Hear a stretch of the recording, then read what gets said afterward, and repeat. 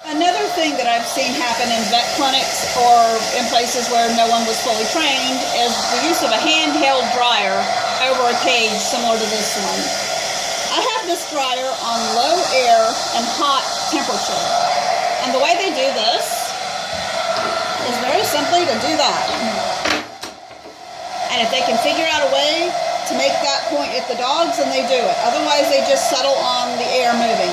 I've also seen people then take a fan and put it on here to blow the air back further. A lot of times you can take a clip and clip it to that and it'll straighten itself out. This dryer doesn't want to do that, and that's a good thing because we don't really want it to do that. Again, this is high heat, low air. I'm at 90.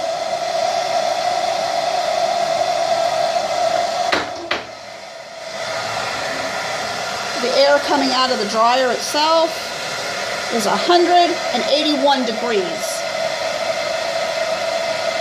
How anyone thinks this is acceptable is beyond me. But they do. Lots of people do.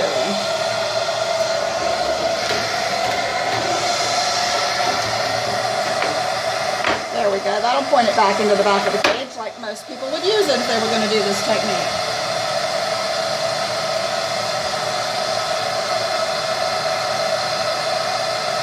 And I'm at 88.7. And again, I can start to feel the hot air coming out of the cage.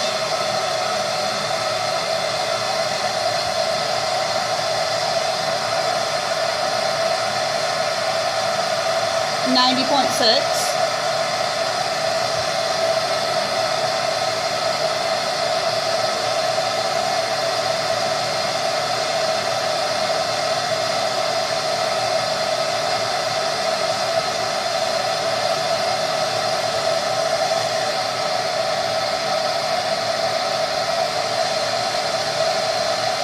.91 and a half.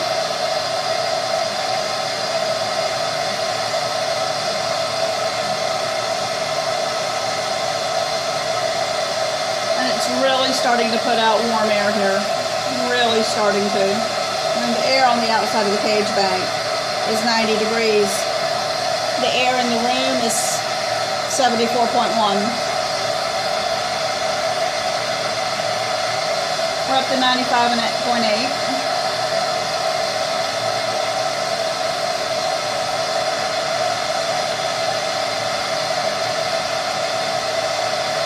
Does depend on where you point it and varying things. Parts of the cage are going to be warmer than others.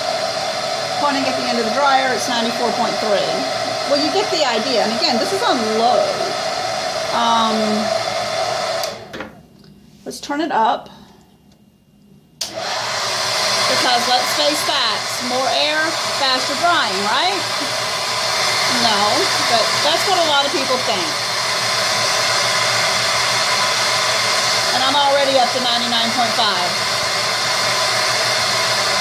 I'm standing 1.5 feet away from the dryer and I'm getting warm.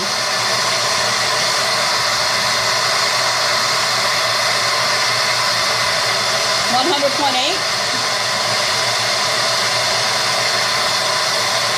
Give it just about a minute more, maybe a little less than a minute. 103.1. 102.4, 103.3. And I think you get the idea. The fact of the matter is, most people don't do this, but some people do. And some people don't think there's anything wrong with it because it's what the people that taught them did. Well, that's my proof right there that there's a problem. Whatever the temperature of the air coming out of your dryer is, that's what this is going to get up to. So if your heated air dryer that hangs on the front of the cage gets up to 145 degrees, expect your closed-in cages to get up to 145 degrees. Plain and simple, you're turning closed-in cages into ovens. Now, Add in the humidity that comes off the dog drying, and you end up with even more problems. Trying to figure out a way to explain this. Open cages do not have the same problem because the room temperature air dilutes the heat out into the whole open space. And I'm going to show you that right now in the back room. So again, we'll pause. We'll come back to this in a minute.